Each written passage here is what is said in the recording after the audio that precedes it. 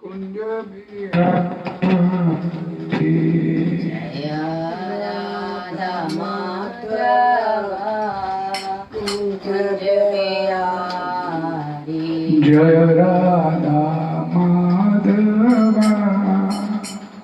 कुंज बिहारी जय राधा माधव कुंज बिहारी जय गोपीजन वल्लभ गिरिवरधारी जय गोपीजन वल्लभ गिरिवरधारी जय गोपीजन वल्लभ गिरिवरधारी जय गोपीजन वल्लभ गिरिवरधारी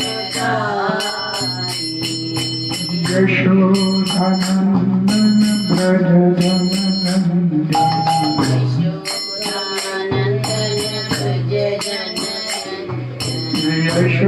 यशोदानंदन ब्रज यशोदानंदन ब्रज जननंदन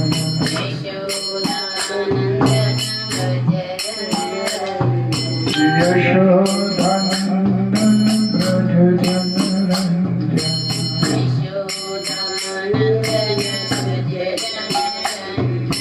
यमुना तीरा बनचारी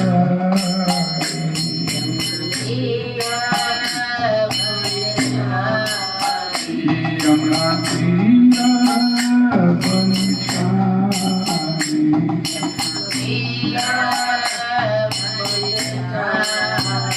जय राधा माधव कुंज बिहारी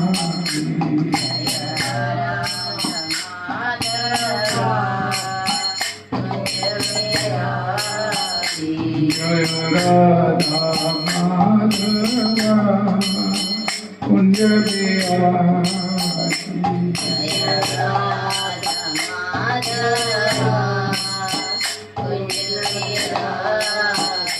हरे कृष्णा कृष्ण कृष्ण हरे हरे हरे राम राम राम हरे हरे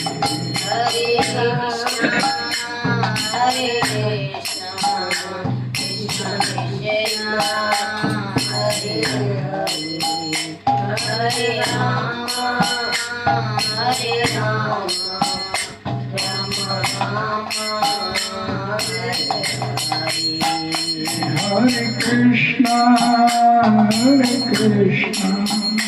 कृष्ण कृष्ण हरे हरे हरे राम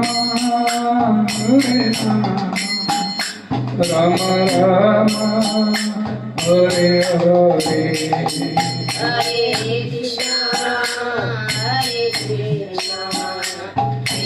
कृष्ण कृष्ण हरे हरे हरे राम राम राम हरे हरे हरे कृष्णा कृष्ण कृष्ण हरे हरे हरे राम राम राम हरे हरे हरे कृष्णा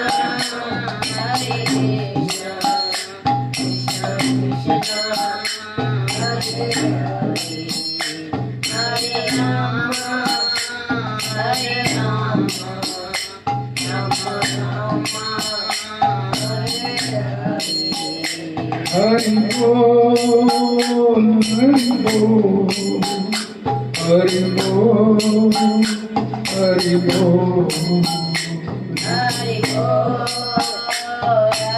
बोल हरि बोल हरि बोल हरि बोल हरि बोल हरि बोल हरि बोल हरि बोल हरि बोल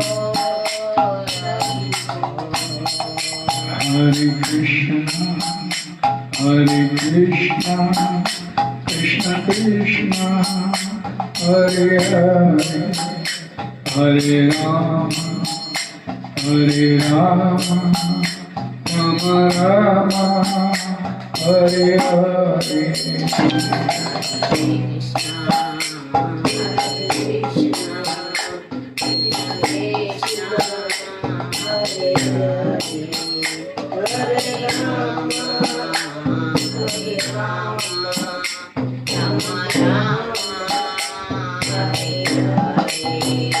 Hare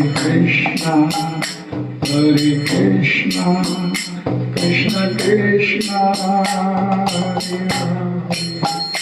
Hare Hare Hare Rama Rama Rama Hare Hare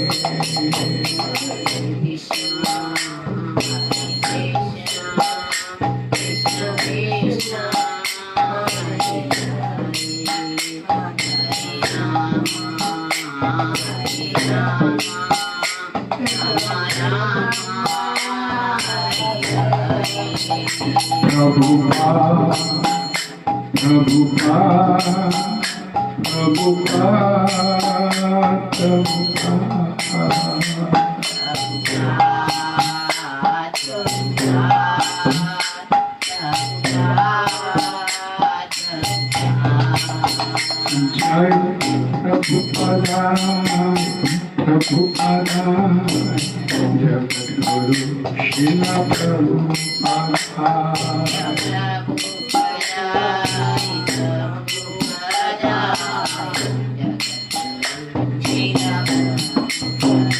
Jaya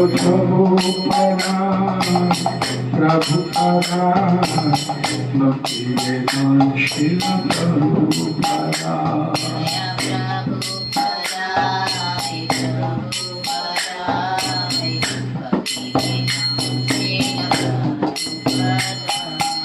Nam Sankirtan ki Guru Shilpad ki Om Namo Bhagavate Vasudevaya Om Namo Bhagavate Vasudevaya Om Namo Bhagavate Vasudevaya Om Namo Bhagavate Vasudevaya Om Namo Bhagavate Vasudevaya Bhagavate Vasudevaya Narayanam Namaskrityam Naram Chaiva Narottamam Devim Saraswatim Vyasam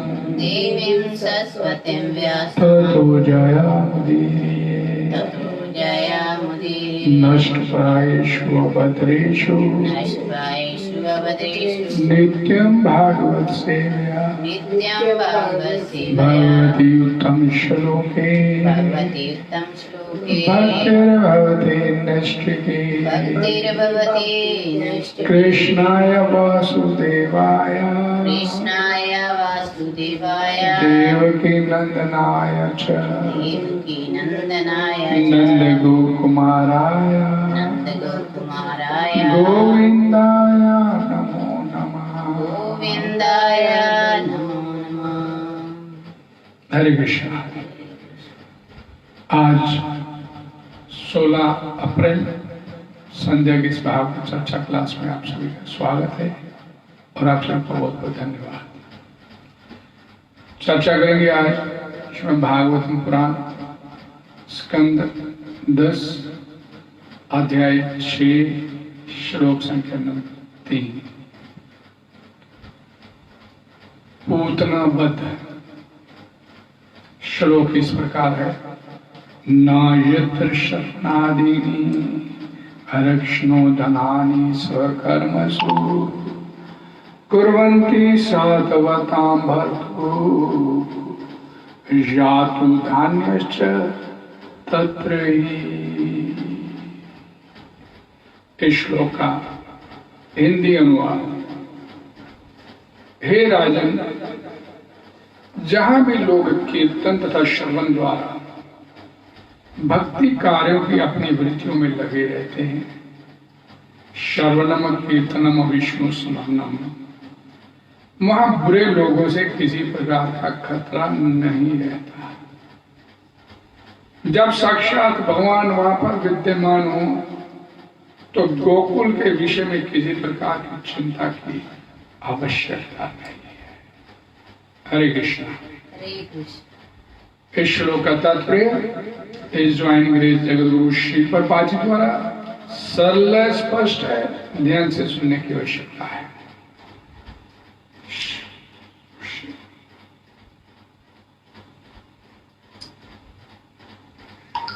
Sukhdev Goswami ने महाराज परीक्षित की चिंता दूर करने के लिए ही ये श्लोक कहा।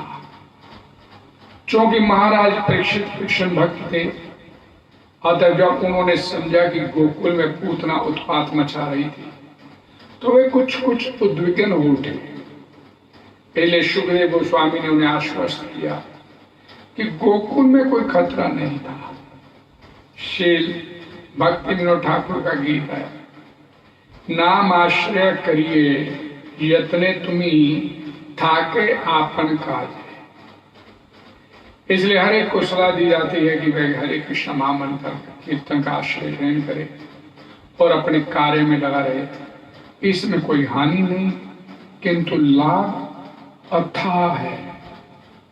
यहां तक कि भौतिक दृष्टि से भी सभी प्रकार के खतरों से बचने के लिए हरे कृष्णा कृष्णा कृष्णा हरे हरे, हरे राम राम राम हरे हरे का कीर्तन करते रहना चाहिए। ये जगत, ये संसार खतरे से पूर्ण है। पदम पदम जद विपदाम, इसलिए हमें हरे कृष्णा मंत्र का कीर्तन करने के लिए प्रोत्साहित होना चाहिए, जिससे हमारे परिवार, समाज, पड़ोस तथा देश के सारे काम आसानी से चले और कोई खतरा ना रहे। हरे कृष्ण। ओम अज्ञानतिमिरन्धस्य ज्ञानाञ्जनशलाकया चक्षुर्मीलितं येन तस्मै श्रीगुरुवे नमः। श्रीचैतन्य मनोभीष्टं स्थापितं येन भूतले स्वयं रूपा कदा मयं ददाति सम्पदां। नाम वन्देऽहं श्रीगुरु श्रीकामलं श्रीगुरुन् वैष्णवं श्रीरूपं सागरजातं सहितं रघुनाथान्वितं साधुवैतं साधुतं हरिहंसहितं श्रीकृष्णचैतन्यं श्री राधा कृष्ण पादान सहितं ललिता श्री विशाखा। हे कृष्णा करुणा सिंधु दीन बंधु जगदवते गोपेश गोपिका कांत राधा कांत तप्त कंचन गौरंगी राधे वृंदावनेश्वरी विश्वानुसुते देवी वांछा कल्पतरुभ्यश्च कृपा सिन्धुभ्येव पतितनां पावनेभ्यो वैष्णवेभ्यो। जय श्री कृष्ण चैतन्य प्रभु नित्यानंद श्री अद्वैत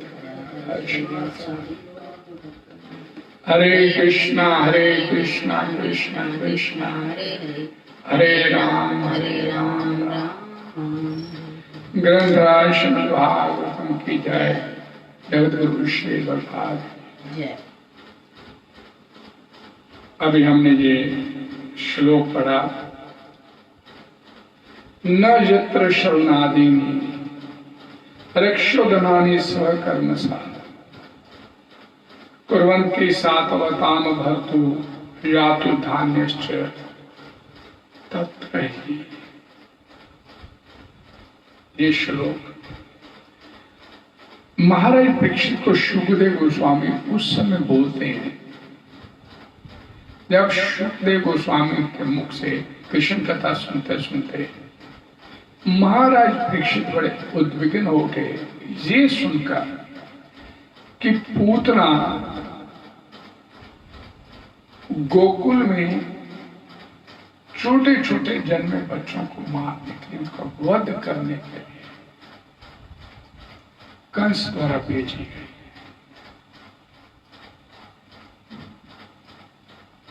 कंस अपने राज दरबार में बैठा था, अपने मंत्री परिषद में बैठा था। तो उस समय एक आकाशवाणी हुआ और उस आकाशवाणी से, उस आकाशवाणी में बोला गया, हे मूर्ख कंस, तू इतना निश्चिंत होकर बैठा हुआ है, क्या कर रहा है? अपने कल्याण का उपाय सोच, क्योंकि तेरा काल धरती पर पैदा हो चुका हुआ है। और वासुदेव ने माया से तेरे शत्रुभूत बालक को गोकुल में नंद बाबा के हाथों सौंप दिया है। और उसकी कन्या लाकर तेरे को दे दिया, और ये कन्या कोई और नहीं, माया का ही है। उस आकाशवाणी में बोला गया, वासुदेव के पुत्र के रूप में साक्षात भगवान श्री हरि अवतीर्ण हुए हैं, और इस समय गोकुल के नंद मंदिर में उनका पालन पोषण हो रहा है। देवकी का 7वां गर्भ भी स्खलित या मृत नहीं उत्पन्न हुआ था। जोग माया ने, भगवान की अथंगा शक्ति ने उस गर्भ को रोहिणी के उदर में स्थापित कर दिया था, और उस गर्भ से शेष के अंशभूत महान बलि बलदेव जी प्रकट हुए हैं। और इस समय ये दोनों काल के रूप में गोकुल में फल रहे हैं।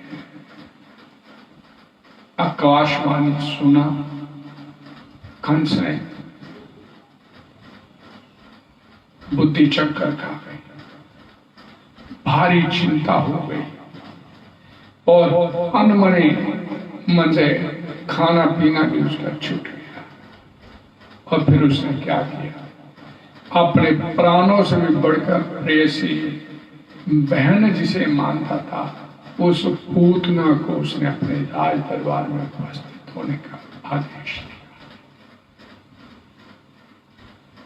पूतने, मेरे कार्य की सिद्धि के लिए गोकुल के नंद मंदिर में जाओ,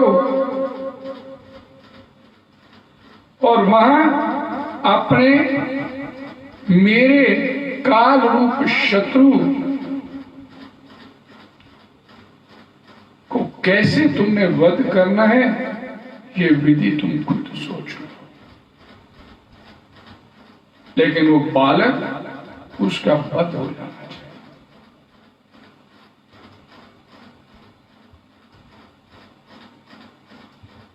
ये आदेश पूतना को दिया गया। पूतना ने महाराज कंस के आदेश को सुना और तत्काल ये आश्वासन देते हुए कि चिंता नहीं करें महाराज, वो छोटे से अबोध बालक का वध मेरे बाएं हाथ का काम है।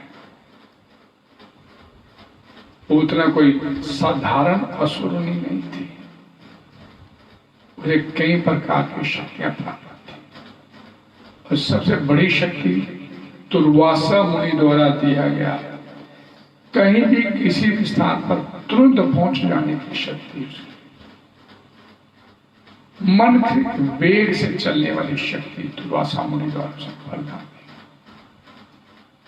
और साथ ही किसी भी प्रकार का रूप धारण करने की मायावी शक्ति भी उसके पास थी। और महाराज कंस को जो आश्वासन देकर चिंता नहीं कीजिएगा,